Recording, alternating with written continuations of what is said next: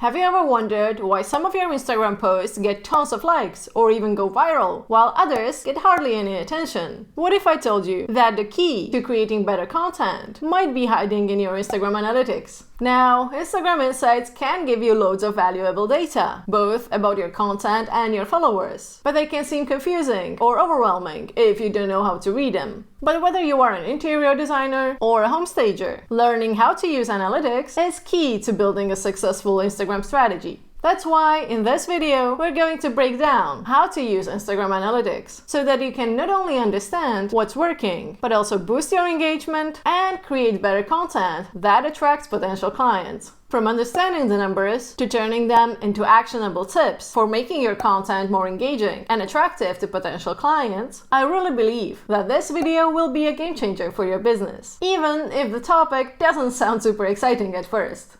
So why should you even care about analytics? Well, you could say that Instagram Analytics, or Insights as they are officially called, are your behind-the-scene look at how your content is performing. You can see which types of posts your followers love, get a better feel for your preferences, and shape your content to drive more engagement and attract more client leads. But to create better content, you need to know which metrics to focus on and which ones really matter. So here's a quick overview of the key metrics you should be paying attention to as an interior designer.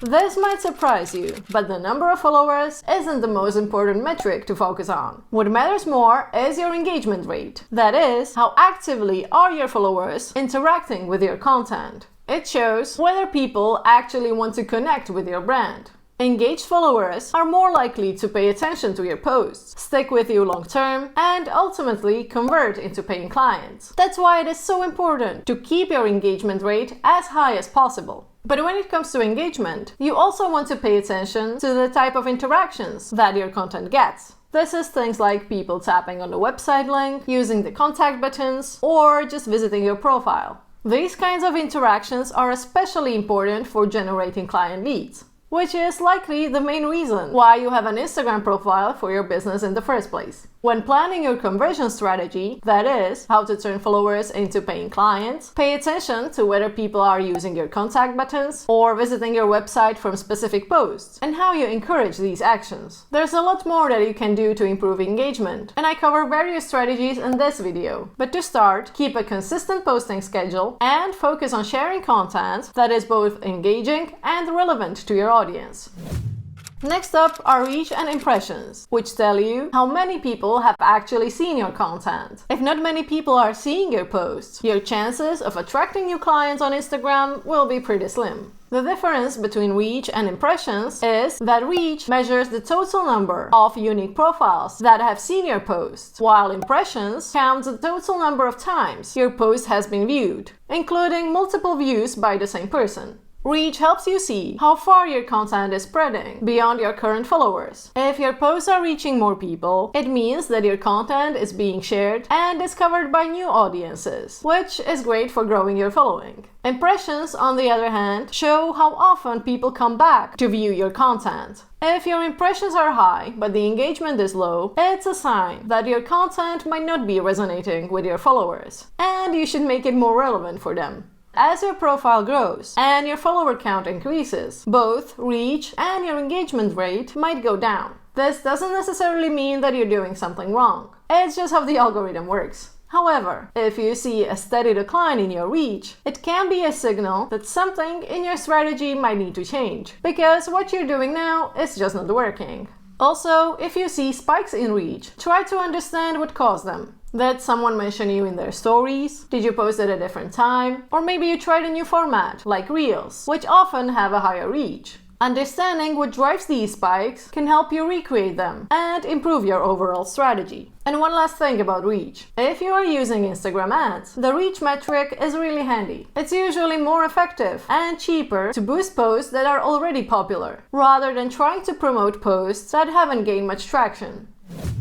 It's great to know that some of your posts were popular with your followers, but there is a lot more you can do when you identify which posts they are. In short, your top performing or most popular posts are the ones that have received the most likes, comments, saves, and shares. These metrics can give you an idea about what designs, styles, or content formats resonate most with your followers. For example, if a carousel showing a before and after transformation gets a lot of engagement, you know what your followers will like, and you can recreate this kind of a post to boost your engagement. Once you identify the topics or themes that your audience is most interested in, you can tailor your content to match these interests. And while I'm a big fan of experimenting and definitely recommend that you try new things, focusing most of your content on these popular topics will be better for increasing engagement.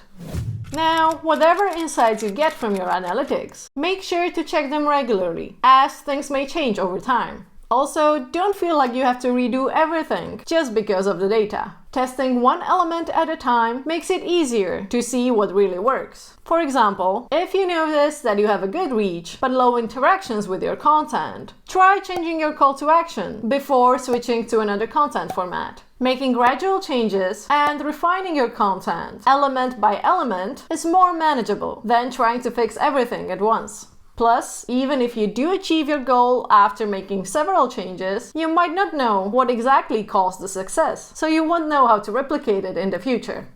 There was a lot of information in a fairly short space, and I don't want to overwhelm you. So, if you want to learn more, I go into Instagram analytics in a greater detail in our Instagram course, which is linked down in the description. Just to recap, in this video, we covered what Instagram Insights are, why are they crucial for your business, which metrics to focus on, and how to use them to grow your following and create better, more engaging content that attracts potential clients. You don't need to love numbers to use Instagram Analytics to your advantage. They just show you what your followers like and where you can improve. From there, it's all about using your creativity and paying attention to what people want, which, as an interior designer, you're probably already pretty good at. But now, over to you. Have you used Instagram Analytics before, or do you have any questions about them? I'd love to hear your thoughts in the comments. If you found this video helpful, give it a thumbs up so that other designers can also find it, and stay tuned for more videos like this one. Thanks for watching, and see you next time.